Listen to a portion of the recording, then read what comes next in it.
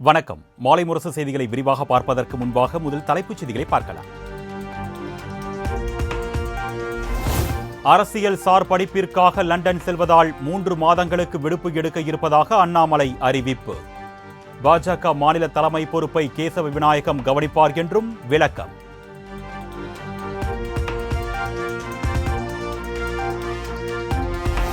அதானி நிறுவனம் வெளிநாடுகளில் உருவாக்கிய போலி நிறுவனத்தில் செபி தலைவர் மாதவி பூச்சுக்கு பங்கு.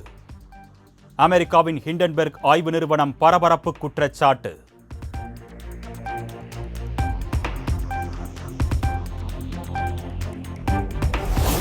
ஹிண்டன்பெர்க் நிறுவனம் முன்வைத்துள்ள குற்றச்சாட்டுகளை முற்றிலுமாக நிராகரிப்பதாக அதானி குழுமம் அறிக்கை. ஏற்கனவே தெரிவித்த குற்றச்சாட்டில் உண்மை இல்லை என்று தெரிந்த பின்பு மீண்டும் பொய் புகார் என்றும் விமர்சனம்.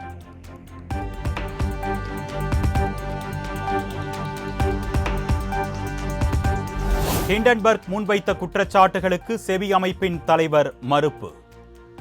ஹிண்டன்பெர்க் குற்றச்சாட்டு ஆதாரமற்றவை என்றும் மாதவி பூச் திட்டவட்டம்.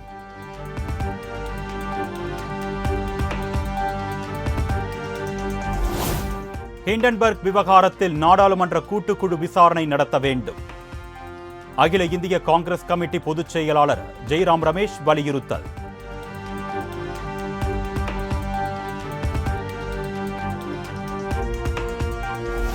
மாலை முரசு நிறுவனர் ப. ராமச்சந்திர ஆதித்தனாரின் 90வது பிறந்த நாள் விழா. திருவுருவ படத்திற்கு அரசியல் கட்சி தலைவர்கள், முக்கிய பிரமுகர்கள் மலர் தூவி மரியாதை.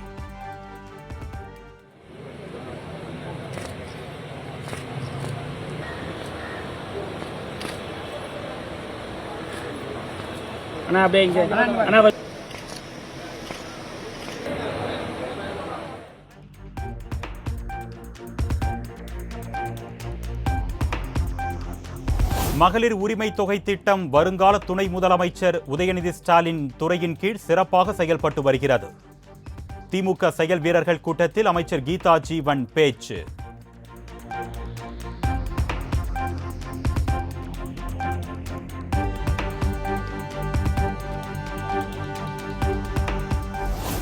விலைவாசி உயர்வை கட்டுப்படுத்த தமிழக அரசு தவறிவிட்டதாக எதிர்க்கட்சித் தலைவர் எடப்பாடி பழனிசாமி குற்றச்சாட்டு. அதிமுக ஆட்சியில் கொண்டுவரப்பட்ட மக்கள் நலத்திட்டங்கள் முடக்கப்பட்டு வருவதாகவும் விமர்சனம். விசைத்தறி அதிகமான உள்ள பகுதி, இன்றைக்கு விசைத்தறியிலே இந்த தொழில் நலிவடைந்து கொண்டிருக்கிறது.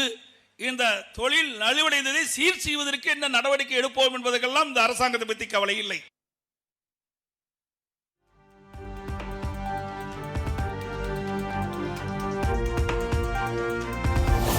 தயாரிப்பாளர் சங்கத்தினருடன் பேச்சுவார்த்தை நடத்தவுள்ளதாக நடிகர் சங்க தலைவர் நாசர் அறிவிப்பு.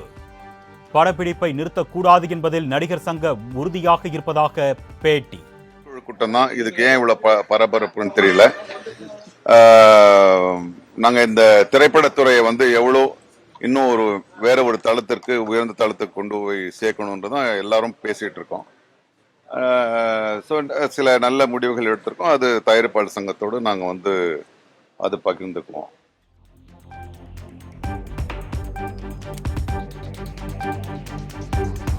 தாம்பரம் பேருந்து நிலையம் அருகே ஜிஎஸ்டி சாலையில் கடும் போக்குவரத்து நெரிசல். போக்குவரத்து காவலர்களை கூடுதலாக பணியமர்த்த வேண்டும் என்று வாகன ஓட்டிகள் கோரிக்கை.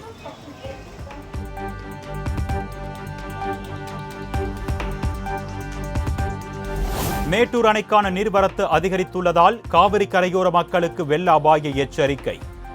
16 கண் மதகு வழியாக தண்ணீர் திறக்கப்படும் என்பதால் ஒலிபெருக்கி மூலம் எச்சரிக்கை.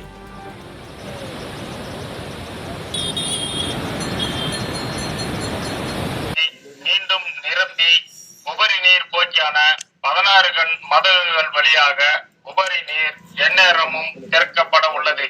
இதனால் மேட்டூர் காவிரி கரையோரத்தில் உள்ள மக்களும் தாழ்வான இடங்களில் வசிப்போரும் தங்களுடைய கால்நடைகள் மற்றும் வீட்டு வளர்ப்பு விலங்குகளுடன் பாதுகாப்பான இடங்களுக்கு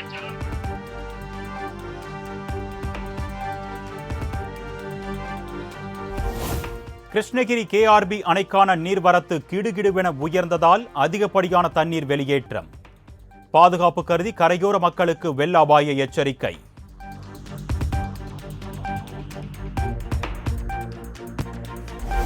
அரசு பள்ளி மாணவர்களை கவர்வதற்காகவே தமிழ் புதல்வன் திட்டம் செயல்படுத்தப்பட்டிருப்பதாக சீமான் விமர்சனம்.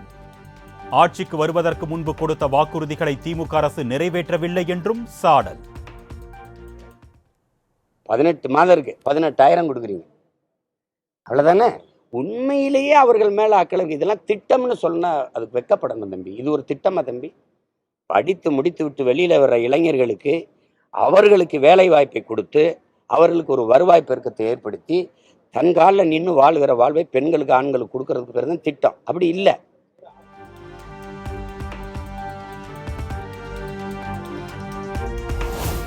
உதயநிதி ஸ்டாலின் துணை முதலமைச்சராவதை காங்கிரஸ் பேரியக்கம் முழு மனதோடு வரவேற்கிறது. தமிழ்நாடு காங்கிரஸ் கமிட்டி தலைவர் செல்வ பெருந்தகை பேட்டி. நாங்கள் வரவேற்கிறோம். உதயநிதி ஸ்டாலினுக்கு எல்லா தகுதியும் இருக்கிறது. யார் யாரும் இந்த நாட்டில் முதலமைச்சராக இருந்திருக்கிறார்கள். உதயநிதி ஸ்டாலின் துணை முதல்வராக வருவதை காங்கிரஸ் பேரியக்கம் வரவேற்கிறது.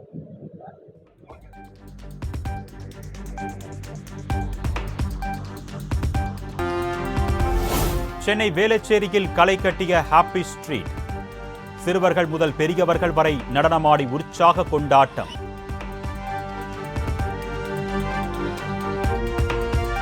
திருச்சி அபுதாபி இடையே இண்டிகோ ஏர்லைன்ஸ் நிறுவனம் சார்பில் புதிய விமான சேவை தொடக்கம். திருச்சிக்கு வருகை தந்த விமானத்திற்கு வாட்டர் சல்யூட் வரவேற்பு.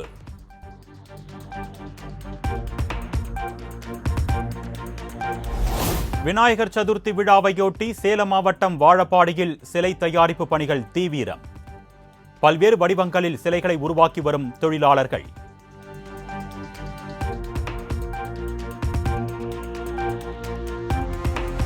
திண்டுக்கல் மாவட்டம் அணைப்பட்டி கிராமத்தில் விமர்சையாக நடைபெற்ற மீன்பிடி திருவிழா. ஜிலேபி, கெண்டை, விரால் போன்ற மீன்களை உற்சாகத்துடன் அள்ளிச் சென்ற மக்கள்.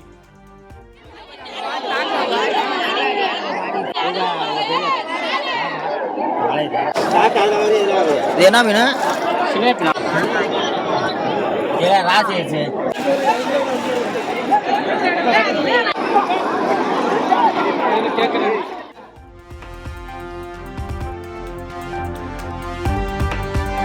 புதுக்கோட்டையில் சகோதரி மகன் காதணி விழாவுக்கு கண்டெய்னர் லாரியில் கொண்டுவரப்பட்ட சீர்வரிசை.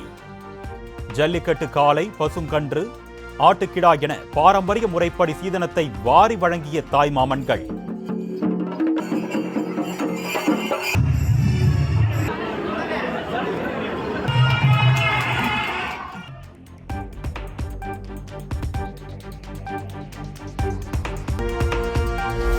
நாடு முழுவதும் நடைபெற்ற முதுநிலை மருத்துவ படிப்புக்கான நீட் தேர்வில் 2 லட்சம் பேர் பங்கேற்பு. தமிழகத்தில் மட்டும் 25,000 பேர் தேர்வெழுதினர்.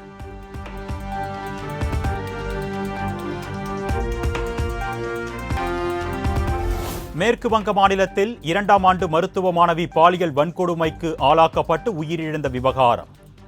நீதி கோரி மருத்துவ மாணவ மாணவிகள் தொடர் போராட்டம்.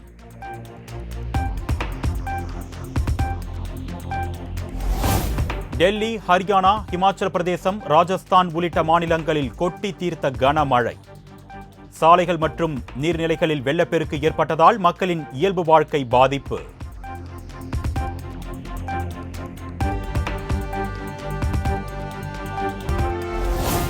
மல்யுத்த வீராங்கனை வினேஷ் போகத்திற்கு வெள்ளிப் பதக்கம் வழங்க வேண்டும்.